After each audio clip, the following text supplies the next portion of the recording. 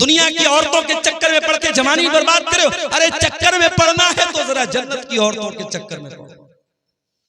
अगर तैयारी करना है तो जन्नत की नेमतों के लिए करो।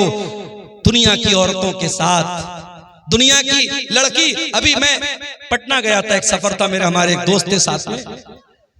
पटना की मार्केट में मैंने देखा एक नकाबपोश लड़की, बुर्का वाली लड़की गैर मुस्लिम लड़के के साथ टहल रही है। हमारे एक साथी थे बनारस के। मैंने कहा देखो भाई ये क्या हो रहा है। बोले मौलाना कोई हैरत की बात नहीं है। मैंने कहा क्यों? कहा ये टाइम पास है।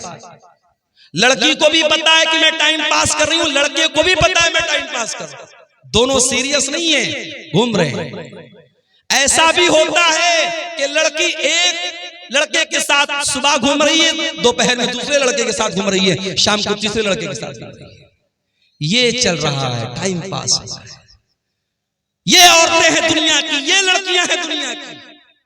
और जन्नत की औरतें कैसी होंगी? लम यतमिसहुन्ना इंसुन क़ब्लहुम वला जान। जन्नत की औरतें इतनी पाक दामन होंगी, इतनी पाक साफ होंगी, उनको किसी इंसान ने कभी टच न किया होगा, कभी छुआ नहीं होगा। न इंसान ने न जिन्नात ने कभी टच नहीं किया। दुनिया की औरतें, उनके साथ बहुत सारी गंदगी भी लगी हुई है। जाहिर है इंसान की बॉडी है, इंसान पेशाब भी करता है, पाखाना भी करता है, नाक से गंदगी भी निकलती है, बलगम भी निकलता है।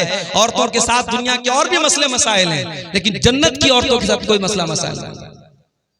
वलहुम फीहा अज़वाजुन मुत्तहरतुन। दुनिया की औरतों के साथ तो बहुत सारे मसाइल और गंदगियां हैं, लेकिन जन्नत की औरतें बिल्कुल पाक और साफ होंगी। अब्दुल्लाह इब्न अब्बास इस आयत की तफसीर में कहते हैं ला यहिज़ना, जन्नत की औरतों को पीरियड नहीं आएगा। वला युहदिसना, उनको पेशाब व पाखाना की हाजत होगी। वला यतनखमना, उनको थूक और बलगम की गंदगी नहीं होगी, पाक और साफ।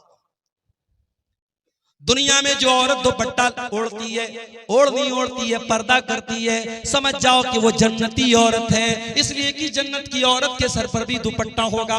अल्लाह के नबी फरमाते हैं, बुखारी और मुस्लिम की रिवायत है, लवी तलात इल दुनिया, अगर दुनिया की, अगर जन्नत की औरत दुनिया में एक मर्तबा झांक दे, एक नजर डाल दे, मलात मा बैनहुमा रिहा, उसकी खुशबू से जमीन व आसमान भर जाए।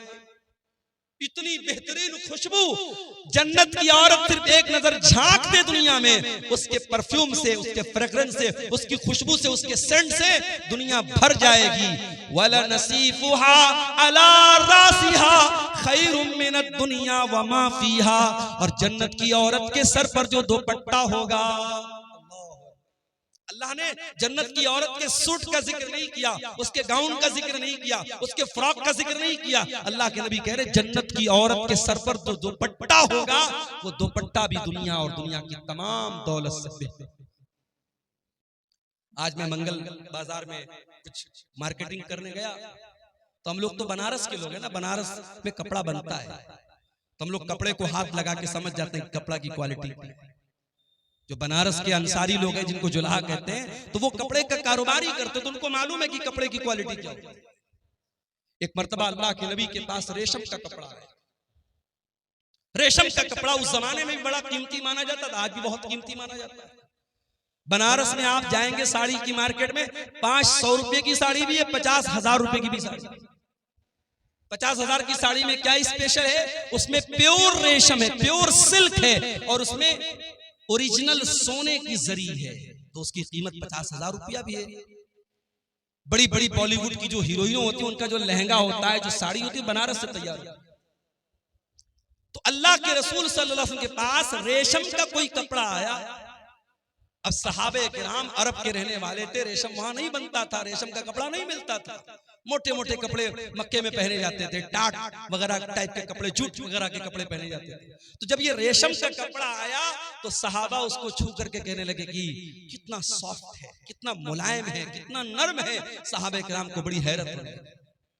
अल्लाह के प्यारे नबी ने फरमाया अताजबूना मिन हाजा, ऐ मेरे सहाबा तुम्हें इस पर बड़ा ताज्जुब हो रहा है, बड़ा आश्चर्य हो रहा है, बड़ी हैरत हो रही है। लमनातिलु साद इब्न मुआज फिल जन्नत खैरुम मिन हाजा, ऐ मेरे सहाबा जन्नत में हजरत साद बिन मुआज को जो हैंड करचप मिलेगा, जो रुमाल मिलेगा, जो दस्ती मिलेगी, जो मिंदिल मिलेगा, ऐ मेरे सहाबा ये दुनिया के रेशम का कपड़ा फेल है उस जन्नत के रुमाल के सामने। इतना सॉफ्ट होगा हजरत साद बिन मुआज का रुमाल। जब जन्नत का रुमाल इतना सॉफ्ट होगा तो जन्नत का कपड़ा कितना प्यारा होगा। अल्लाह ने जब जन्नत के कपड़े का जिक्र किया तो फरमाया सियाबन खुजरम मिन सुंदुसिन व इस्तबरक, जन्नतियों के बदन पर रेशम का कपड़ा होगा, और रेशम भी दो टाइप का होगा, एक रेशम सुंदुस होगा और एक रेशम इस्तबरक होगा। सुंदुस बोलते हैं जो बारीक रेशम होता है, और इस्तबरक जो थोड़ा मोटा रेशम होता है। मेरी एक बच्ची का नाम सुंदुस, एक बच्ची का नाम इस्तबरक है। ये कुरान की इन्हीं आयतों की रोशनी में मैंने रखा है। सुंदुस के माने भी रेशम होता है, इस्तबरक के माने भी रेशम। तो जन्नतियों का कपड़ा इतना आलीशान।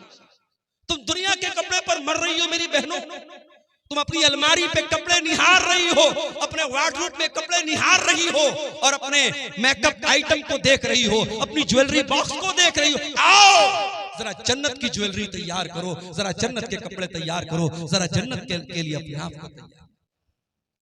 दुनिया की जिंदगी की क्या हकीकत है मेरे भाई।